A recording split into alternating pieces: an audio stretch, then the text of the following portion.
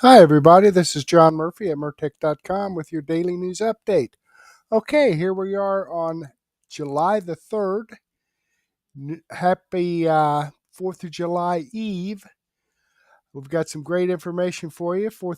July 3rd in the year 2025, the year of our Lord. We have some great information for you. Let me go ahead and click over here, Murtech on Rumble.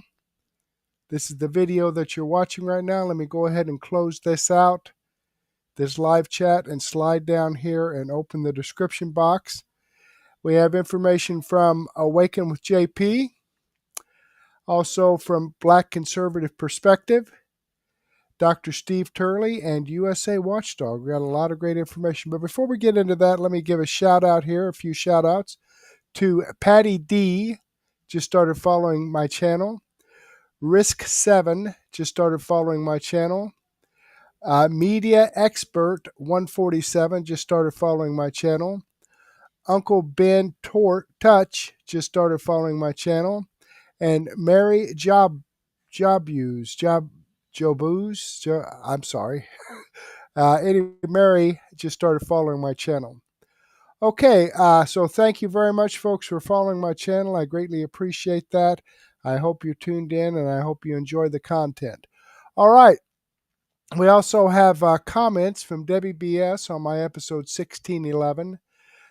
Debbie BS also commented on my extra 396A and 396B and 396C. Debbie BS also commented on my extra 397A and Media Expert 147, and Debbie BS commented on my extra 397B, and Debbie BS also commented on my extra 397C. So thank you very much, folks, for your comments. I greatly appreciate your input and your support. So thank you very much. Let me go ahead and give this a thumbs up. Boom. There we go. There we go. Okay. Awaken with JP, his We Lie to You news segment. Very interesting. Billionaire Botox wedding, Alligator, Alcatraz, and more. Wow. Okay, well, let's get into this and see what he has to say. The body positivity community lost a good member recently. This extreme eating TikTok star has died at the age of 24. No word yet, as the community has no idea what the cause of death might be. Good evening and welcome to We Lie to You News. Tonight's top stories include Pride Month crashing at the box office, what a $50 million wedding in Italy looks like for Jeff Bezos, Alligator Alcatraz opens in Florida, new vaccine science, and more. But starting with, it was a dream 3-day wedding celebration in Venice for Jeff Bezos and now Mrs. Botox Bezos. Bezos' new wife, Lauren Sanchez, is molecularly made up of 2 parts Botox to every 1 part human. And as you can see in her before and after facial mutilation photos, she looked entirely too human for a demonic wedding. So since then, she's made some really good choices to achieve the natural look of a chemically induced paralyzed face that's been stung by hundreds of bees. And their guest list was filled with A-list celebrities that we're sure have deep and meaningful actual friendships with Bezos and Botox Bezos. With Bill Gates, Oprah, the Kardashians, Usher, and Leonardo DiCaprio, it was apparently a Diddy Epstein reunion-themed wedding. And of course, as many of the attendees are very concerned climate activists, they parked their private jets alongside the other 90 private jets that came in for the wedding. And if you need any more proof that these elites are genuinely concerned about the climate, most of these people also have purchased very expensive beachside properties, which according to them will soon be underwater. Side note, here's a time-lapse of Dubai sea levels dramatically rising to the exact same level they've been for the past 40 years due to climate change. We wish Jeff Bezos and the future second richest woman in the world a happy honeymoon. And in other news, President Trump was in Florida recently to attend the grand opening of Alligator Alcatraz, a detention facility for illegal immigrants that is surrounded by a moat filled with alligators. An idea taken from uncivilized medieval times, yet somehow is a step forward in civilization for most Floridians. Here's what Trump had to say about Alligator Alcatraz. Snakes are fast, but alligators, we're going to teach them how to run away from an alligator, okay? And when our correspondent on the ground at the event asked President Trump for further comment, he responded by saying, "I can't wait to see someone get eaten. I don't know if alligators like Mexican food, but we're going to find out in a big way." Moving along. Pride Month has officially come to a close, and it had the lowest ratings of people pretending to give a shit in years. But all was not lost. The Minneapolis Pride Parade had the gayest man they could find as their Grand Marshal, and Toronto featured a Pride Parade with all naked people, so the children watching could see them better. And according to the Babylon Bee, that was followed by a disinfectant parade and lots of childhood trauma. And we'd like to commend all the parents who took their children to see the Pride Parade so they could have the opportunity to get a closer look at men like this. In aviation news, a Polish airline was proud to announce their first flight with an all-female flight crew as a symbol of women's empowerment. And here's that plane landing. Almost flipped over, but not quite. So the all-female flight crew didn't kill everyone. At least not yet. Just their first flight. In other news, RFK Jr. has frozen the U.S. funding of Gavi, Bill Gates' vaccine group. RFK demands that Gavi stop censoring questions and start measuring actual health outcomes rather than just pushing mass vaccinations. Really quite appalling, if I may say so. RFK withholding funding from this important work will likely result in outcomes that concern the man who wants to depopulate the world, as you can see in this video clip. Of these cases that came in for autopsy after vaccination, 73.9% of individuals, it was determined that the vaccine was the cause of death. Was that the right clip? I feel like that wasn't the right clip. A mental health study out of Stanford paid 35,000 people to quit social media. They found that quitting Facebook was 15% as effective as therapy, while quitting Instagram was 22% as effective as therapy. Meanwhile, a Harvard study found that if your dad can't bench 225, you actually have two moms. That's it for today's news. Humanity is going in a great direction. This is a queer fat club. I'm queer and fat. Okay, thank you for joining. That's pretty good. Good night. Oh my goodness. Of course, that's not too far from the mainstream media and their We Lie to You news every night. Let me go ahead and click on this Rumble link and show you that this video does come from Awaken with JP. I am following his channel. I've given him a thumbs up. I hope you do the same thing for me.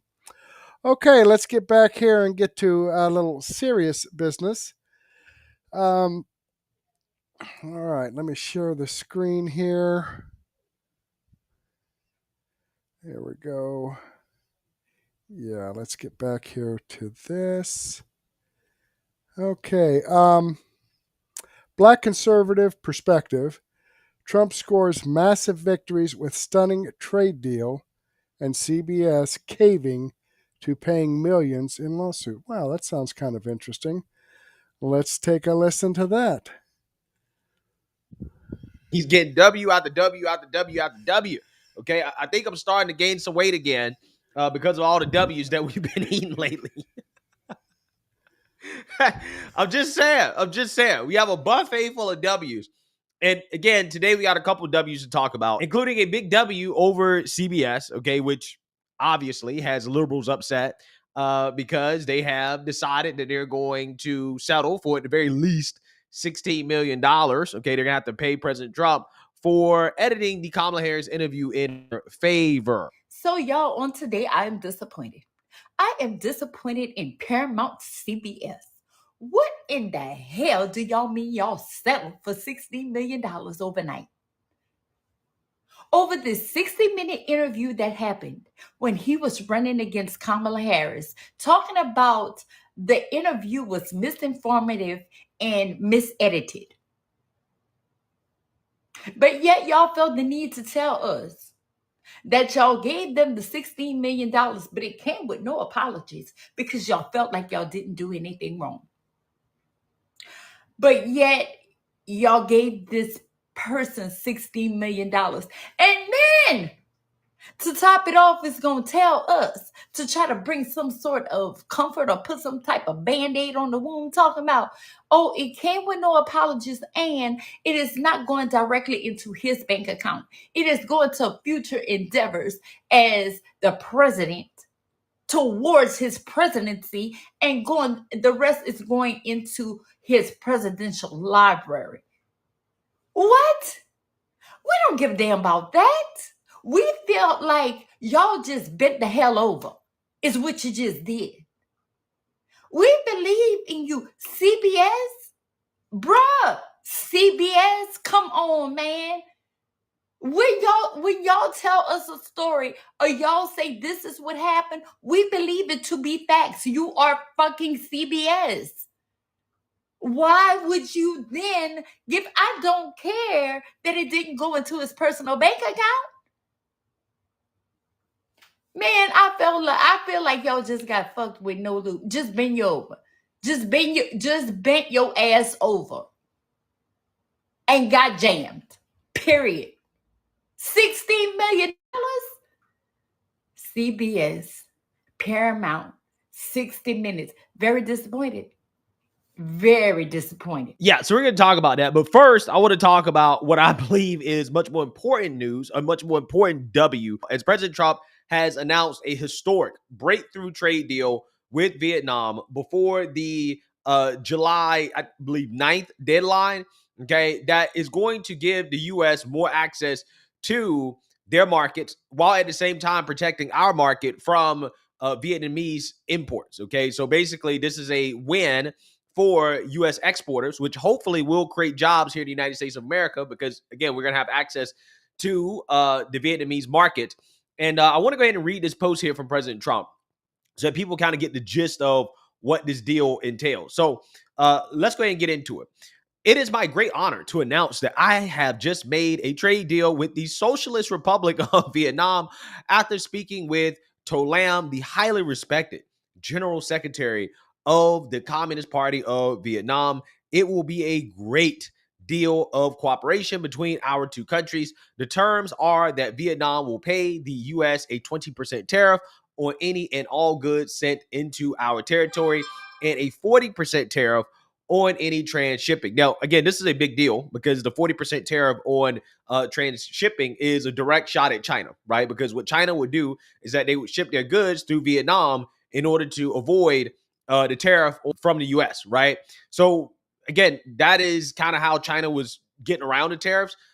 So having that 40% tariff on transshipping is a big deal, a huge deal. Again, that is a direct blow to China.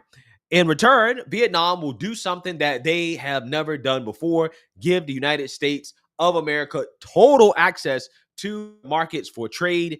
In other words, they will open their market to the United States, meaning that we will be able to sell our product into Vietnam at zero tariff. It is my opinion that the SUV, or as it is sometimes referred to, large engine vehicle, which does so well in the United States, will be a wonderful addition to the various product lines within Vietnam. Dealing with General Secretary To Lam, which I did personally, was an absolute pleasure. Thank you for your attention to this matter. So, of course, liberals are going to try to poo-poo this and try to say, oh, well, we're still paying a 20% tariff, right? But see, what they don't understand is that the 20% tariff is not always paid by consumers, evidenced by the fact that we have not seen the price increases associated with tariffs that these people predicted. And continuing to have lower prices. I saw a Reuters piece today that said that already you've had to raise prices from China. We have, and fortunately we haven't. We did a lot of forward buying several months ago, and then a lot of our sellers, our third-party selling partners, forward deployed a lot of inventory to avoid some of the issues with the uncertainty around where tariffs are going to settle.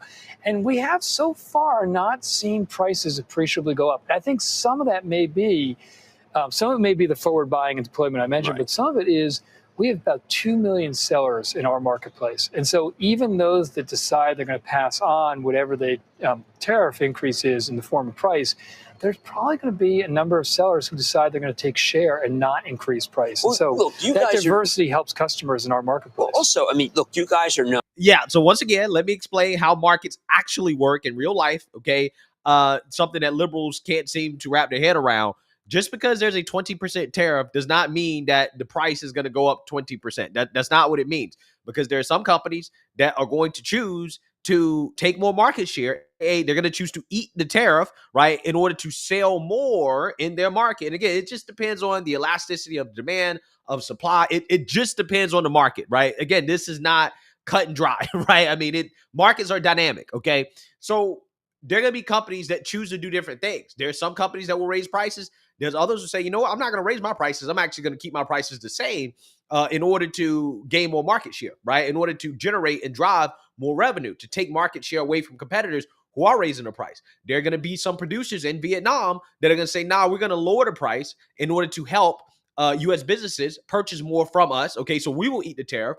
Again, that is what happens, right? I mean, supply chains are very complex, and a lot of these people just refuse to update their programming, right? Because they have a very simplistic way of thinking about the economy, of thinking about economics, when this is not simple, right? None of this stuff is cut and dry. None of this stuff is black and white. It's very gray, okay? Like I tried to tell you guys, tariffs create inefficiencies, right? And with inefficiencies can come price increases or price decreases, right? So it's not all good. It's not all bad, right? It's just what it is, okay? But liberals just refuse to accept that, right? They just want everything that President Trump does to be bad, right? Even though it is not, okay?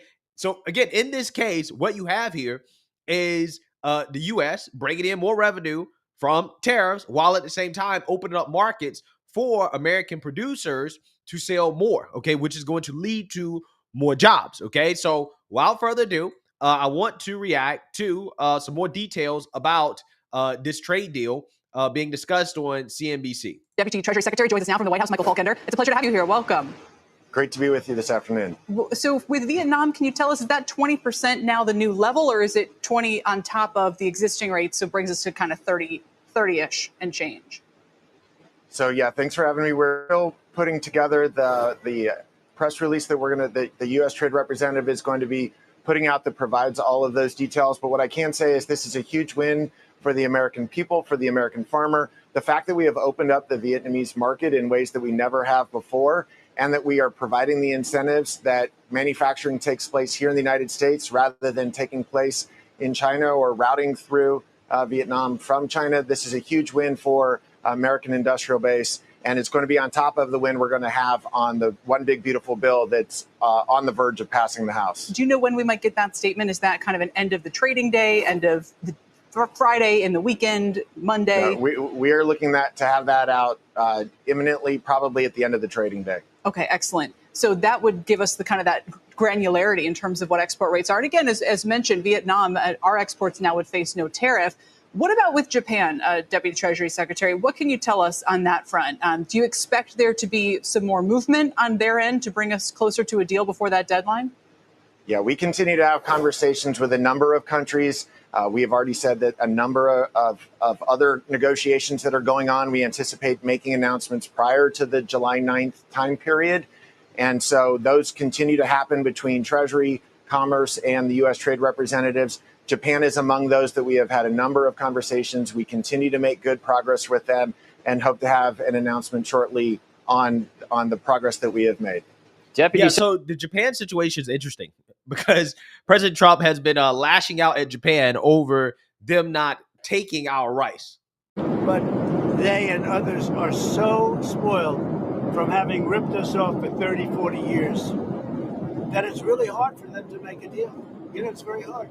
As an example with Japan, they won't take rice, and yet they desperately need rice. You know that. But they won't take rice. They won't take other products that we have. But think of it, they need rice so badly, but they won't take rice. I figured that was an easy one. Or the cars, as you know, they send out millions. We didn't give them one car in 10 years. They won't take any cars, but they'll sell millions. So we told them, sorry, you can't do that. And we have a great relationship, great reliance, and really a great sort of a partnership in a way. But on trade, they've been very unfair. And those days are gone. So what I'm going to do is I'll write them a letter, say we thank you very much. And we know you can't do the kind of things that we need. And therefore you'll pay a 30%, 35%, or whatever the number is that we determine, because we also have a very big trade deficit with Japan, as you know. And it's very unfair to the American people. So they maybe will be happy, they maybe won't be happy. But some countries we won't even allow to trade. But for the most part, we're going to determine a number, just very simply write them a nice letter, probably 1 page or a page and a half at the most. And it's going to be essentially congratulations. It's going to be an honor to allow you to go and do business in the United States of America, because it really is an honor to be able to do that. But we never viewed it that way in this country. And you saw we took in $129 billion in tariffs already. We haven't even started. No inflation. Our country's strong. Yeah. So again, the Japan rice situation is fascinating because they have a rice shortage, right? A major domestic shortage of rice due to the fact that they have experienced some extreme weather. Okay. So heat waves, earthquakes have led to a price increase of over 100% year over year, right? Which has led to shortages, panic buying, reliance on emergency reserves. So they need rice, right? And President Trump is like, okay, we got rice, right? We're willing to sell you our rice, which means we will export more to Japan. Japan will import more from us. However, apparently that is very politically toxic, right? The political class in Japan is basically saying, no, that's a non-starter because of the cultural significance of rice, okay? And we basically don't want foreign rice. We'd rather have a rice shortage of domestic rice rather than have foreign rice and to drive down the prices of rice because we just want to protect that industry that much. And with elections coming up in Japan, it's seen as a very politically toxic thing to fold to President Trump on this issue. So that's the problem, right? Also, President Trump is insisting on maintaining a 25% tariff on Japanese vehicles and floated a voluntary export restriction, basically a cap on Japanese auto exports as an alternative. But Japan doesn't want that either, right? They refuse to accept anything less than full access to the U.S. market when it comes to their vehicles, right? But they don't want to give us more access to their market when it comes to rice. Okay. So I'm just laying out some of the issues, right, that we're having with countries and why, you know, we're still negotiating. Okay. Even with countries like Japan that seem to be more US friendly, right? They were willing to negotiate more so than other countries. But when it comes down to the actual details, that's when things kind of get, you know, a little messy, right? So, yeah. But this is an entirely new kind of way or paradigm of approaching global trade from the U.S.'s perspective. Not multilateral deals. These are bilateral deals cut with individual parties. I wonder how much you can look at whatever you're going to announce in terms of a deal with Vietnam. How much of the deal that we are about to hear about is framework-esque or indicative of a template that can be used with other trade deals? Or is each one so nuanced and specific that it has to cover entirely different things? I think of rice in Japan, I think of cars in Japan, but I think of something completely different when it comes to the EU. I think what you're seeing is that it depends on the negotiations that take place and the willingness of these countries to put things that heretofore had been off the table. So in many cases, the issue isn't so much the tariff level itself that these countries are providing negotiations over, it's the non-tariff barriers. And so the fact that we are seeing an opening up of markets and a willingness to address markets that previously the U.S. manufacturers and U.S. farmers were not able to sell into, that's what's really driving our willingness to then offset that based upon the tariff rate. Because as you know, we have hugely open markets here in the United States, but if we are not seeing reciprocity with these other countries, then the place for us to negotiate on that is the tariff. But if they will bring these non-tariff barriers down, that changes the calculus for us on where our tariff barrier ends up. So you see. All right, I'm going to go ahead and stop that there. And this is a big thing with the Democrats. You know, Trump setting tariffs on products coming into the United States. Now, we've talked about this before, but there's a couple of reasons for it, is to have those other countries, like you said. Japan won't allow our cars to be sold in Japan. Japan won't take our rice. There's could be several reasons for that. One is GMO engineering. But the thing is, we want fair trade, or Donald Trump wants fair trade between these countries. There are a number of countries. Japan's not the only one that want to sell all their shit in the United States, but then won't allow us to sell our stuff there. And if we do, they have astronomical tariffs on it so that people normally wouldn't be able to afford it. So I think he's doing the right thing on this, okay? I mean, he's a businessman. He knows what he's talking about. All right, let me jump over here and show you that this video does come from Black Conservative Perspective. I'm following the channel. I've given him a thumbs up. I hope you do the same thing for me. All right, and I'm about halfway through this video. As you can see, it's like a 30-minute video. I'm 17 minutes, 30-minute video. I'm 17 minutes into it. So if you'd like to watch more of this, the link to this video is right here in the description box. You can slide down here and watch the rest of this. But I want to move on to Dr. Steve Turley. RFK just shocked the world. That sounds pretty interesting. Let's come over here and see what Dr. Steve Turley has to say. So Fauci did nothing wrong. Let me get it back to the beginning for you. Anthony Fauci of creating the coronavirus? What you're about to hear from Bobby Kennedy's own lips is absolutely nuclear. He just dropped the biggest bombshell about Fauci that I've ever heard, and it explains everything about why Biden had to give Fauci that auto pen pardon on his last day in office. We're going to break this down piece by piece, and I promise you, this will be the most jaw-dropping video you watch today. And make sure to stick me to the very end of this video, because that's where we'll learn the biggest bombshell of them all. So smack that bell and subscribe button, and let's dive right in. He got immunity. Why did he need immunity? Why did he need a pardon in advance? What do you think the answer is? I would be speculating, but I think he was vulnerable. I think he had a lot of liability on creating coronavirus. He was funding precisely that research at the Wuhan lab.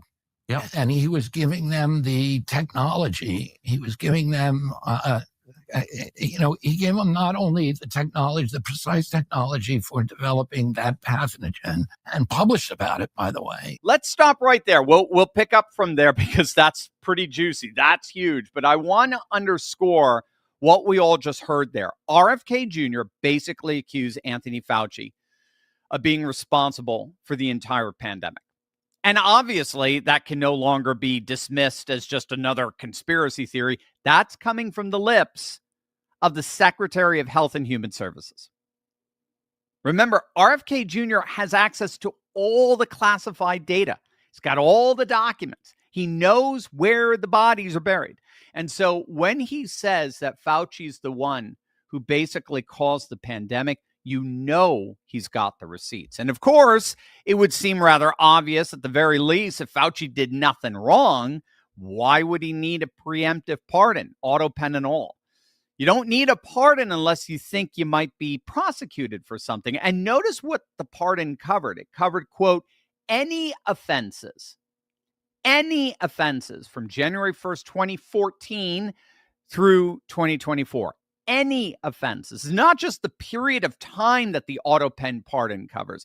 It's the fact that Fauci is being pardoned for any nefarious thing that he could have been a part of during that very time period. I wonder what he could have done. Well, let's check back in with our amazing HHS secretary. And, the publications credit NIH for financing the studies, but he also gave them, one of his fundees, Ralph Barrick from the University of North Carolina, developed a technique called the seamless ligation technique, which is a technique for hiding the laboratory origins of a virus, of a manipulated virus. So that normally, if there's a virus manipulated, you can look at it. Researchers can look at it. They can look at the DNA sequences, and they can say this thing was created in a lab. But Ralph Baric had developed a technique that he called the no-seum technique. And its technical name was seamless ligation, and it was a way of hiding evidence of human tampering. What is the public health rationale? If you were interested in public health, you would want to be doing the inverse of that. You would want to be pinning red flags all to it and say this was created by people. That's what you would do if you're creating viruses for biological warfare. Right, that's right. And that's another question, is why would he give it to the Chinese? I mean, that was a military lab. It was run by the military. So that's an absolute bombshell right there. According to our Secretary of Health and Human Services, Tony Fauci gave the Wuhan lab the technology, not just the funding. That's key. Not just the funding. He gave them the tech to actively develop that virus, the manipulated virus. Let that hit you. Because if you keep going with that, as they discussed, he didn't just give the lab the tech. He gave the CCP the tech. He gave the Chinese Communist Party the technology to create bioweapons with funding to boot. And he gave them that technology under the guise of something called the seamless ligation technique that deliberately hides the laboratory origins of a manipulated virus. So even before the pandemic, Fauci was already engaged basically in a cover-up. He was already employing a means by which to hide the origins of the lab that he was supplying technology to. This is huge. But this is nothing. It's just the tip of the iceberg. We now know that when word first broke of the coronavirus, when Fauci learned about it, do you know who was one of the first persons he called? It was Peter Daszak. Dr. Peter Daszak. He's the guy who was running the gain of function research at Wuhan. When word first broke of the virus, Fauci called the lab that was doing the gain of function research in Wuhan. He knew it. He knew what was happening. We've got the emails that show that Fauci did indeed know of the lab leak origin of the virus, all the while actively attempting to silence any and all attempts to verify such a source. It's been revealed that as early as January 31st, 2020, Fauci had received an email from the head of the nation's largest biomedical research facility warning Fauci that COVID was very possibly engineered, coming from a lab rather than from a so-called wet market. So even objective verification was determining that this was clearly coming from a lab. So the whole question of COVID's lab origin was front and center with Fauci and the NIH from the very beginning of the pandemic. But of course, now that we know that Fauci was both funding and providing tech to the Wuhan lab, we've just uncovered a full-blown attempted cover-up that just blew up in Fauci's face. Again, the key here is that it wasn't just funding. It was providing the very technology necessary for the manipulation of the virus to the CCP, to the Chinese Communist Party, and even under the cloak, some kind of veneer so as to protect and hide the origin of this tech. I mean, how is this not treason? Every intelligence agency in the world now admits that COVID came from the Wuhan lab. The FBI, the CIA, Department of Energy, they all say gain-of-function research created this pandemic. The only people on the planet left that are still denying it are Fauci, the cronies, Fauci, his cronies, and of course the legacy media that covered it up for him. But RFK saved the biggest nuclear blast for the end. So it sounds like Fauci is beyond the reach of the law at this point? Yeah, I think generally, unless there was a truth commission, which they did, and as you know, in South Africa, Yes. they did it in Central America after the 1980s wars there, and they were very, very helpful to those societies. And I think we should probably do something like that now. And in those cases, what happens is you have a commission that hears testimony on what exactly happened. Anybody who comes and volunteers to testify truthfully is then given immunity from prosecution. But so that at least the public knows who did what. Yes. And people who are called and don't take that deal and purge themselves, they then can be prosecuted criminally. A truth commission. That's what's needed. And again, you have to let that hit you. I think what he said was brilliant there. A truth commission, just like they had in South Africa after apartheid. In other words, we have to have a truth commission, just like a nation had after their entire political apparatus collapsed. Because I think that's exactly what just happened to the liberal globalist order, the swamp that used to govern DC. Now, do you understand what that means if we do have a truth commission? It means that they're going to incentivize everyone involved in this to come clean and tell the truth. But if you lie, if you continue to cover up, if you commit perjury, you're going to prison, right? And we already know Fauci is clearly a serial liar. I mean, he lied to Congress about funding gain-of-function research. He lied about masks. He lied about the origins of COVID. I mean, he's been caught lying under oath multiple times. There's no way Fauci takes that deal and tells the truth, because the truth would destroy him. So he's going to lie again. And that is where a truth commission will finally, I think, expose him. The cover-up started, if you think it through, immediately. Before anyone even knew what was happening, Fauci and Dr. Daszak, they were already coordinating their lies. Remember how Facebook banned anyone who suggested COVID came from a lab? Remember that? Remember how they called it misinformation, conspiracy theory? That was all part of Fauci's cover-up. And now we know why. Because Fauci knew he had created a monster. And he knew if the truth came out, he'd be facing life in prison. But thank God, precisely because of what you did on November the 5th, the truth is finally coming out. RFK Jr. has the power to investigate. He's got the documents. He's got the authority. I believe what we just witnessed there was one of the most important interviews in American history. RFK Jr., a man who now has access to all the classified files, just told us that Anthony Fauci funded the creation of the virus, gave bioweapons technology to communist China, and then covered it up when millions of people died. This isn't just a conspiracy theory anymore. This is the official position of the United States government under President Donald J. Trump. The FBI believes it. The CIA believes it. The Department of Energy believes it. Fauci didn't just mishandle the pandemic. He caused it. But here's the good news. Justice is finally coming, whether by way of a truth commission or just simply the mass revelation of the truth itself for the nation. Justice is coming. The truth is finally coming out. Fauci is going down, remembered only in infamy. And I, for one, believe it is about time that happened. Over to you. Let us know in the comments. Okay, I'm going to go ahead and pause that there. Let me click on this Rumble link and show you that this video does come from Dr. Steve Turley. This is the video I shared with you. I'm following his channel. I've given him a thumbs up.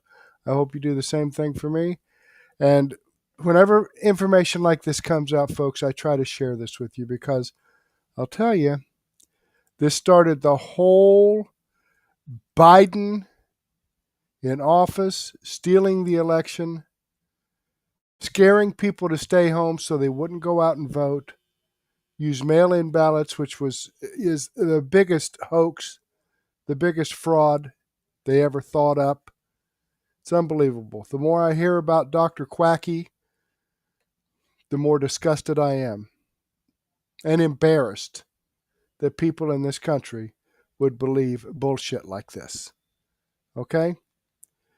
Let me come back here and scroll down here. I want to wrap this up with USA Watchdog, Greg Hunter, Trump versus Deep State Lawfare and Violence with Larry Klayman. All right, let's get over here and see what he has to say. Let me get it back to the beginning for you. Hi, I'm Greg Hunter. Welcome to USAWatchdog.com. Lots going on in the legal world with the Trump administration. Some big wins. He just won on this nationwide lawsuit that the Supreme Court put a stop to, these nationwide injunctions, I should say.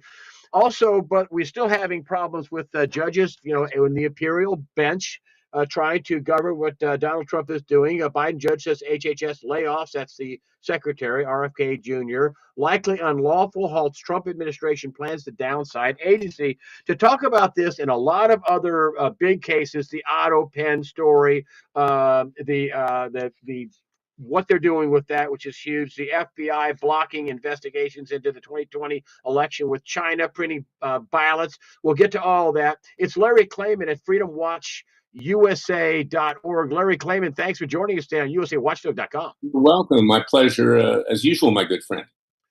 Let's talk about this nationwide injunction that the Supreme Court stopped these judges, these individual judges in their little districts, from doing nationwide injunctions to stop the president's agenda. That stopped, but they still have some lawfare powers in them. Is that right?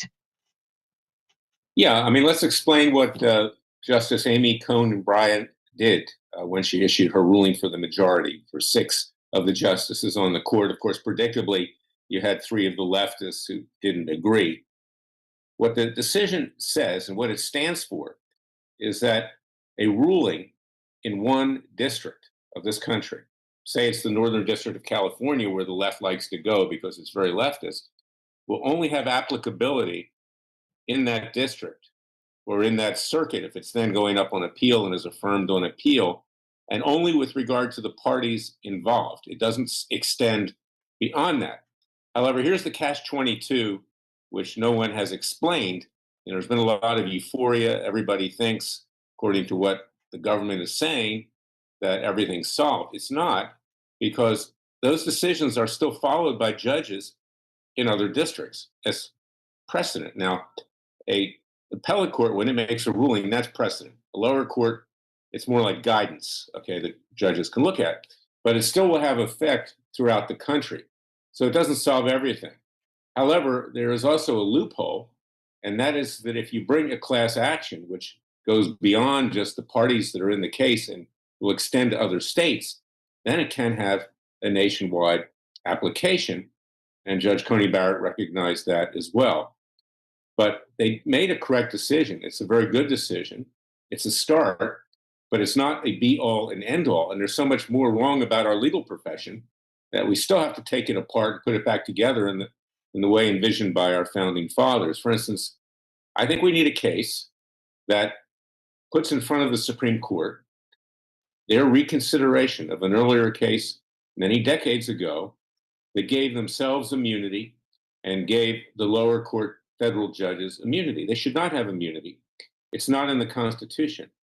They took that from ancient England because King George III gave immunity to his own judges so they could rubber stamp his illegal edicts. Well, we're not ancient England.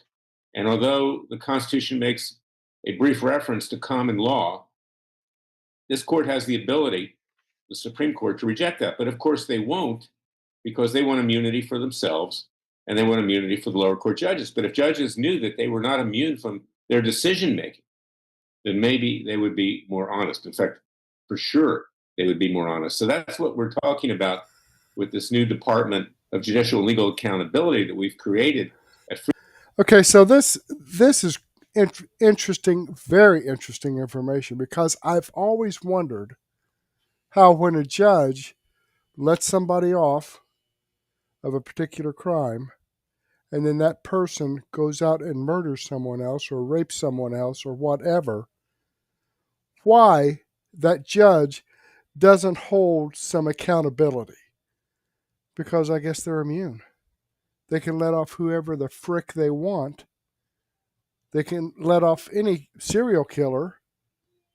You know, the judge determines the sentencing. You know, if he sentences them to a year's probation and the guy goes out and kills somebody else, if that judge had sentenced that person to prison rather than giving him probation, that person would not have gotten killed, because the murderer would have been in prison, not out on the streets terrorizing citizens. But yet, because of this immunity thing, no judge is ever held accountable for doing shit like that. Very interesting, folks. Let me know in the comments below what you think. Freedom Watch, we're going to have a formal announcement very soon. We've been working on that behind the scenes. We have some very prominent people, like Representative Nancy Mace that's on that, Alan Keyes, former UN ambassador, Bob Barr, former U.S. attorney from Georgia, a representative from the Northern District of Georgia, who I collaborated with in impeaching Bill Clinton. So we've got some really prominent people there, and we're going to have to overhaul this legal system. So I don't want people to go to sleep and think that everything's solved. It's not. You know, there's a lot of kumbaya in Washington these days. We can understand that the president is doing an excellent job. You know, he's a salesman. I'm a salesman when I'm in court in front of a judge and a jury, but it really doesn't go as far as being sold to the American people. Well, you do have, I think, a class action suit coming out in one case, and that's what they're doing. They're trying to gain that, you know, nationwide injunction type status, but they're going to do it under the banner of a class action lawsuit, correct? That's right. You'll see more and more class actions. Now, the only advantage to a class action from the defense standpoint is that it takes a while to get a class action certified. You don't file a case and all of a sudden you're a class action. A judge has to make that ruling. And in the interim, lawyers, you know, may have a difficult time proving that they don't have a conflict of interest in that class action, or that they can represent members of the class if it's too great. But it can be crafted in a way to get around those hurdles. And that's something the left will surely seek to use. Now, the other interesting thing about the Supreme Court ruling, where Coney Barrett severely criticized the judge, Ketanji Jackson, and it was warranted. She is a DEI judge. She should never be on the bench at all. It's not racist to say it, because Joe Biden himself advertised, I'm going to pick a black woman justice for the Supreme Court. Well, you know, there were others in this country that were qualified. Apparently they weren't given to him. And maybe, as we're going to talk about with his auto pen, this is what they wanted. They wanted a radical leftist. But she's not just a leftist. She's a stupid leftist.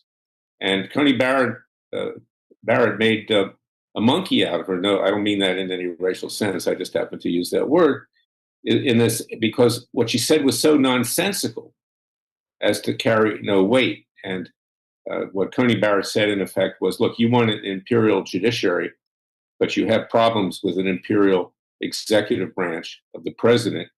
And he stayed within his lane in most of these cases. She doesn't get to the issue of birthright citizenship yet. The Supreme Court's deferring on that. But she humiliated Ketanji Jackson. I've been in front of Ketanji Jackson in the beginning when she first became a district court judge. I knew she was an idiot. Okay. It was a simple Freedom of Information Act case. And she said to me, Mr. Klayman, I really don't know much about the Freedom of Information Act. I mean, what could be more basic than that? Wow. And, you know, and from that point forward, she then got elevated from the U.S. District Court for the District of Columbia to the U.S. Court of Appeals for the District of Columbia Circuit, where she sat. And of course, they plucked her out of that because that's a feeding ground for the U.S. Supreme Court. Why it is, I don't know, because that court has a lot of issues. It's very leftist generally. Trump's put a few conservatives on that court, but not really. You know, recently, Greg, he criticized the Federalist Society for giving him names of judges that were rhinos, that aren't even standing up for him, you know, or conservative principles. So this is the problem that we have in our legal system. And the decision with regard to birthright citizenship and nationwide injunctions is good. It's a good start, but we have to do a whole lot more. How do you think they're going to rule on that birthright citizenship deal? I think they'll chicken out. I think they'll rule probably against Trump on that. and it will have to go to a constitutional amendment, which is very difficult to pull off. I think the president has a valid argument. I think it's a good argument, under the Fifth Amendment and 14th Amendment, is that, you need due process for these things, and there isn't due process to rubber stamp someone as a citizen simply because their mother and father may come here on a vacation and give birth. That is not a basis. It's created a mill for becoming a U.S. citizen under contrived circumstances. And I don't think that our founding fathers intended that. Now, it is interesting, this decision by Coney Barrett goes back, as many of the justices have, and looks at the law at the time that our Constitution was enacted. And if you look at the basis for that today in terms of birthright citizenship, it was basically to allow slaves, the sons and daughters of slaves, to become citizens. It was really for that purpose. It wasn't for this purpose that if you live in Nicaragua or whatever, you take a vacation in the United States and you give birth to your kid and your kid becomes a citizen. It doesn't make any sense at all. So Trump has the stronger argument. I just wonder whether the Supreme Court has the guts to affirm his executive order.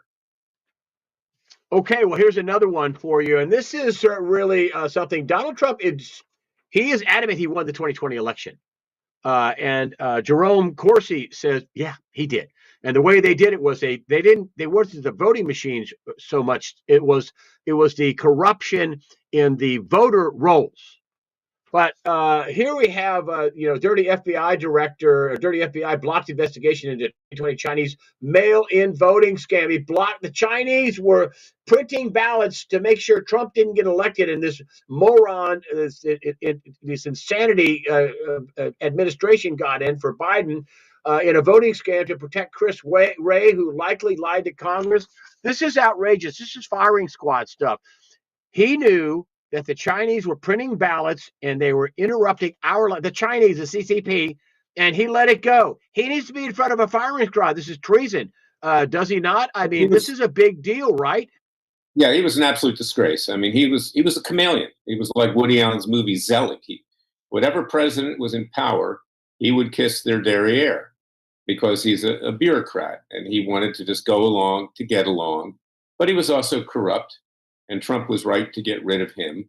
But this is typical of what the FBI has become. And there still is a deep state within the FBI. And I'm sure that Kash Patel and Dan Bongino are coming up upon that repeatedly. And I think they're good men, and I don't mean to in any way insult their intelligence or their integrity, but I watched an interview several weeks back where they were being asked about the Epstein files. Yes. Why weren't they fully released? And they look like deers in the headlights.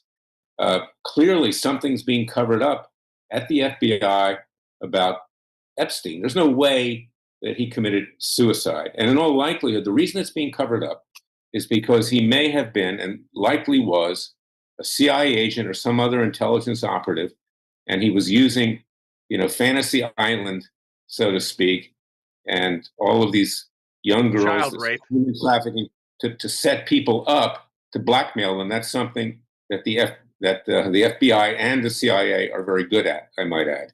So there's no explanation today, just like there isn't for anything else that's happened in this country, whether it's the assassination of the attempted assassination of President Trump, whether it's the assassination of Martin Luther King, who the family doesn't believe James Earl Ray did it, whether it's the assassination of Robert F. Kennedy, Robert F. Kennedy Jr., Bobby Kennedy, current head of the Department of Health and Human Services, doesn't believe that Sirhan did it. John F. Kennedy, it's most likely the CIA had him killed. This is what has gone on in our country, and I'm afraid that Kash Patel and Dan Bongino may fear for their own lives at this point. So they look like they were really nervous when they were called on the carpet in an interview as to why we don't have information about Epstein's death. What was released was absolutely worthless. Well, something that's not worthless, my sponsor, this right here, ivermectin, mebendazole, ivermectin, it's 20, it is. Okay, I'm going to go ahead and get past this commercial here.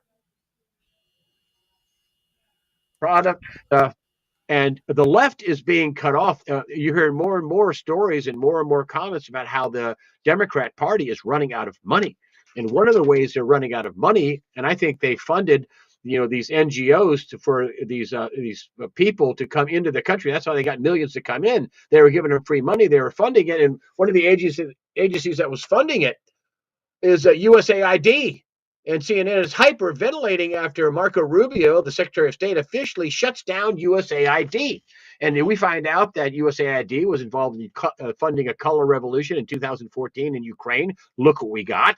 It also did all kinds of other funding, like for these migrants, and all kinds of other crazy funding that they're using. They're supposed to be buying food and providing people with clean water. That's what they were doing with USAID. Rubio shut it down. My question to you is, as they are losing their avenues of legal lawfare, for example, this nationwide injunction scam has been tamped down quite a bit, and they're losing their money in terms of things like USAID funding their NGOs or non-governmental agencies.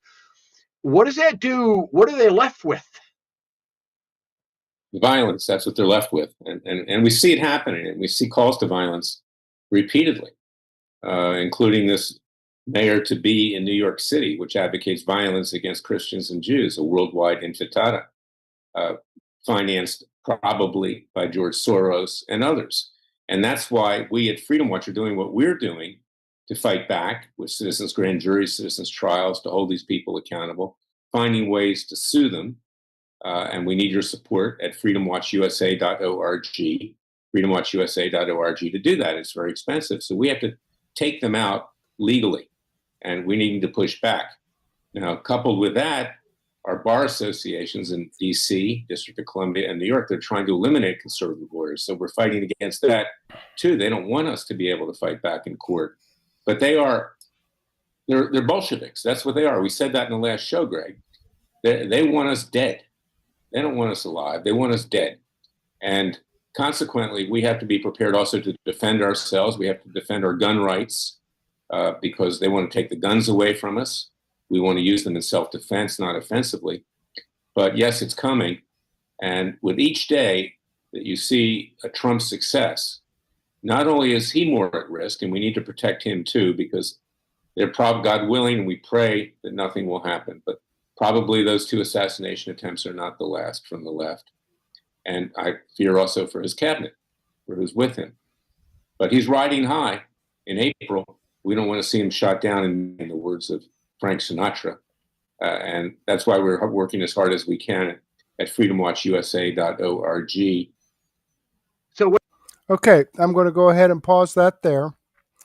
Great information. Greg Hunter always has some good stuff.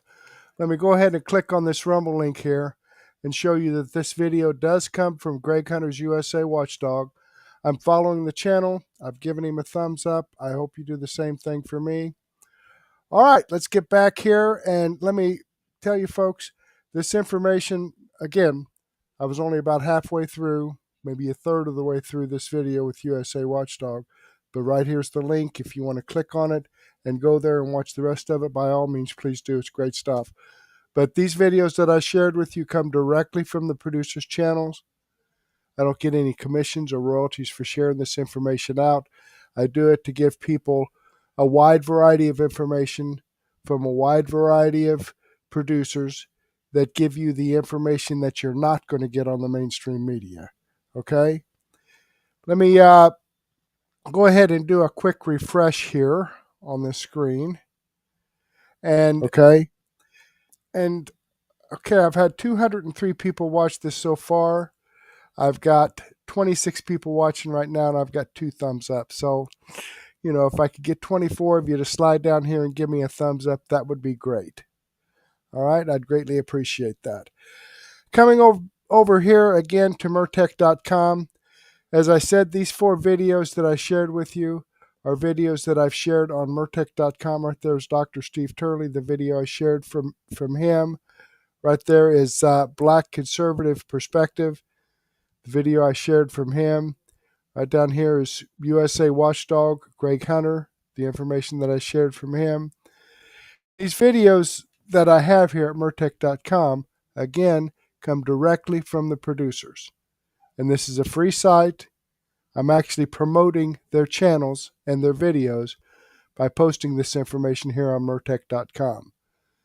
Unfortunately, I have over 55 videos. Unfortunately, I was only able to share 4 of these videos with you during this hour-long podcast, but I will have a daily news wrap-up coming up here in about a half an hour, about 10:30, of information that has been dropped all day long, information that I didn't have time to share on this podcast.